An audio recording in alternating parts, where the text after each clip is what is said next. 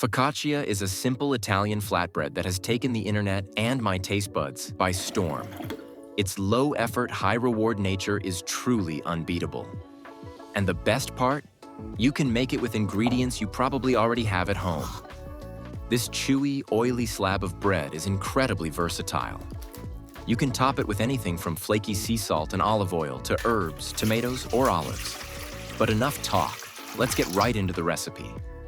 First things first, the water. Filtered and cold is best. You'll need 460 milliliters. To that, add 9 grams of salt and 7 grams of instant dry yeast.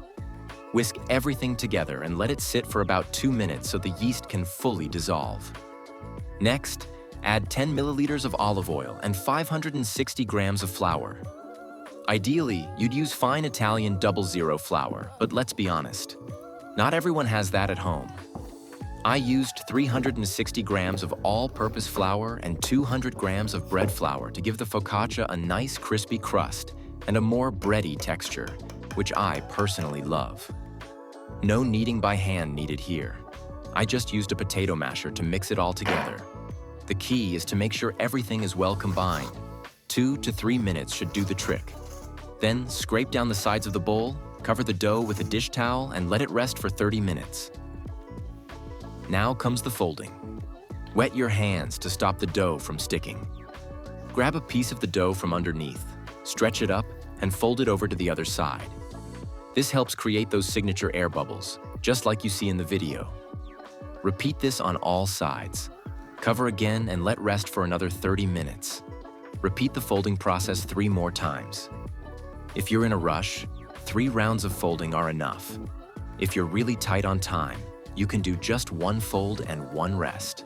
Just increase the yeast to around 11 grams. What's happening here is gluten development. That's what gives your focaccia structure, texture, and fluffiness. During this resting phase, the yeast releases little farts. Yep, I said it, which get trapped inside the dough and help it rise. Gluten also helps retain moisture and keeps your bake fresher for longer. After your final fold, transfer the dough to the baking tray you'll be using. Mine is 24 by 36 centimeters. I line it with parchment paper and coat it generously with olive oil. Cover it with anything you have on hand and let it rise for 1 hour. Trust me, it's worth the wait. While the dough is rising, preheat your oven to 220 degrees Celsius, 430 degrees Fahrenheit. After an hour, the dough should have doubled in size and spread out nicely across the tray. Now for the fun part.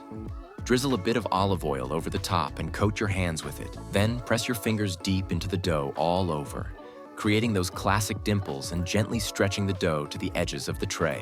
Top it off with more olive oil and a good sprinkle of real sea salt. At this stage, you can also add your favorite toppings: cherry tomatoes, red onion, potatoes, rosemary, artichokes, whatever you're craving. It's totally up to you. Bake the focaccia for 25 to 35 minutes. Every oven's a little different, so keep an eye on it. If you want extra crunch and color on the bottom, take the focaccia out of the tray after 25 minutes and pop it back in directly on the rack for another 10 minutes. I know this flatbread tastes best warm, but try to let it cool just a little. Focaccia is perfect for sandwiches, as an appetizer, a salad sidekick, or even as a base for a pizza-style creation. And if by some miracle you don't finish it within 3 days, it makes amazing croutons for soup or salad. Focaccia is crazy easy. Literally anyone can make it, even if you never cook. Make it for your friends, and they'll start calling you the bread god. Let me know in the comments what toppings you use for your focaccia, and if, like me, you mix different flours to get that perfect bite. Thanks for watching. Don't forget to subscribe for more amazing recipes.